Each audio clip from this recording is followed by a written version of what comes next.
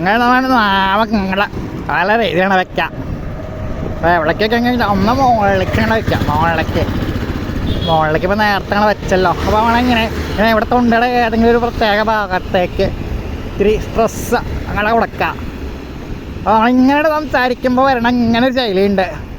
അപ്പോൾ ഇതൊരു ചാക്യാർ ശൈലി എന്നങ്ങോട്ട് നിരീക്കല്ല, ഇതങ്ങനെ ആയിട്ടുണ്ട് എന്ന് തോന്നുന്നുണ്ട് കുറച്ചീച്ച.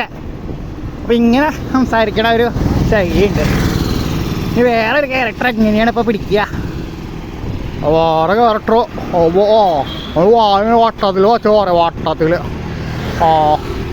എപ്പോഴും ഒരു സൗണ്ട് എല്ലാം നമ്മൾ ഓപ്പൺ ആയിട്ടുണ്ട് പറയാം. ഓപ്പണായി സംസാരിക്കുന്ന ഒരാളാണ്. എല്ലാം ഒരു ഓപ്പൺ എന്നാ നമ്മളെ.